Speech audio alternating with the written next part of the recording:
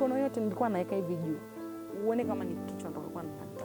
This woman was attacked by her own husband, who got a machete and attempted killing her, but she luckily survived and the man cut off the hand and left her impaired. She tells us her painful life story that shocked everyone. Mimi kwa majina naitwa Veronica. 32-year-old Veronica lives in Arusha, Tanzania, where she was born. She is now a teacher by profession and has been teaching primary pupils for 7 years now. And she lives with her mother and her 2 boys. After what the husband did to her that left her without one hand, they no longer live together and she's looking forward to get a divorce.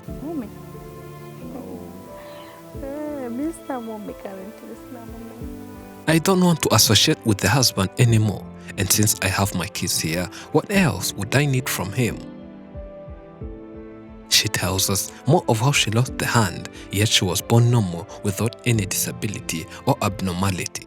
Ilikuwa tarehe 25 mwezi wa 9 mwaka 2020. It was 2 years ago.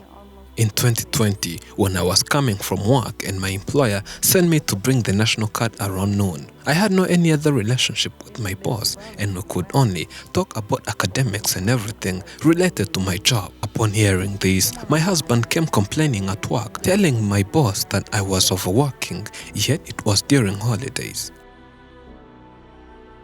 The boss took time explaining the coaching program during holidays for some students to catch up and improve the school's performance in general. The husband, who works in Dar es Salaam, a major commercial city of Tanzania, quarreled with school officials as they were explaining, but he never wanted to understand and left everyone shocked, wondering if he was okay. She lives near the school and it takes only 15 minutes for her to reach at the school. But when they told her to bring the national card, she had to request permission to the husband, not knowing that the man had other evil plans.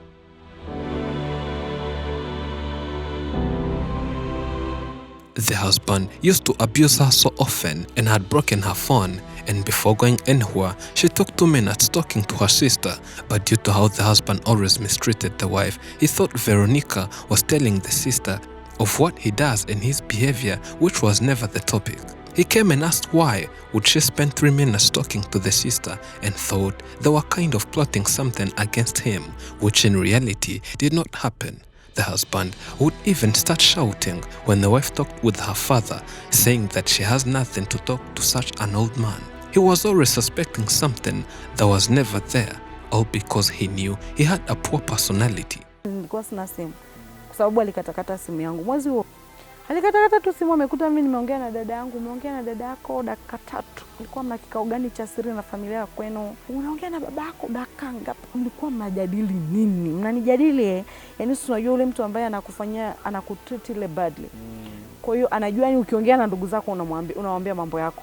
At her work, they've always respected her husband, but the moment he came and quarreled for no reason was the moment they realized that he's not as good as they thought, which is something Veronica always hid and described the husband as a real gentleman who respects everyone.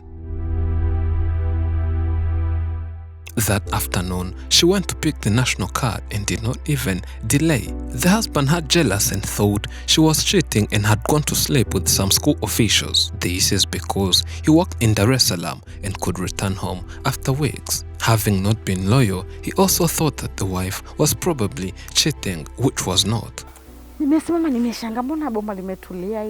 Upon reaching home, everything was quiet than usual, and I stopped walking forward and then called the house girl Rehema, who responded, and I asked why the place was so quiet than usual, with no radio playing, no TV, no talking. It was strange. Something inside me was warning, but I could not get it. My husband had locked children and the maid so that they would not see what was going to happen next. She could respond but not come out. The husband had planned taking her life away, having sharpened his machete for some hours and was keen on killing her anytime she stepped in the compound. He then came out of the house dressed in a black suit and a black shoe, which is something I will never forget. He ran towards me, and as any other person, when danger comes, you run away. But however much I could run, I wasn't going to run faster than him, and he attempted to cut the head. The machete caught the arm and the back where I have a lot of scars. I then screamed for help and people showed up and stopped him before he killed me. Nikapiga kelele sasa nikasema shh. The man later tried to escape, but people were there to catch him, and next was going to police to report everything that had happened, and took Veronica to the hospital later when she was almost going to die, having waited for so long before being taken to the hospital. She spent 2 months at the hospital where doctors were working on her, and then came back to life, returned home, and even continued her teaching career. I knew my husband since long time ago, as we met when I was in senior 4, and I never thought he would be that evil, as he was a caring and a loving man. But we all know that a man's attitude is tested when he gets money. After getting a job, that's when his personalities changed and he became someone else, different to the man I fell in love with. He had changed completely that one day he broke my phone just because I was talking to my sibling, which does not really make sense. She thinks that one of the reasons his man changed is because he likes listening to rumors, and it was easy to tell him that your wife is cheating, and he could easily believe so without even any fact.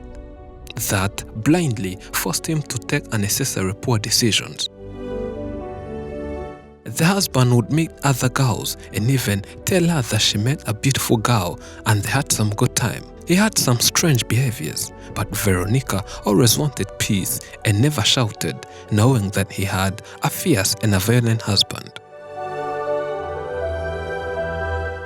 One day, the husband went to work in Dubai and spent there a whole year, and when returning, he never told the wife of his return. He just appeared from nowhere, thinking that the wife would be maybe doing something wrong.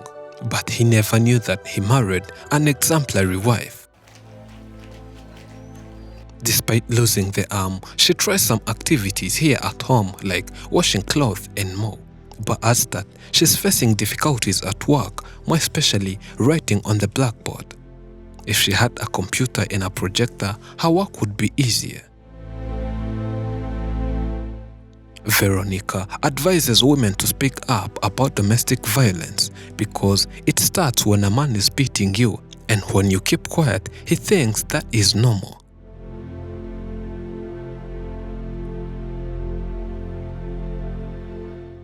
Thank you for watching. I'm Elijah and this is Afrimax English. Remember to subscribe.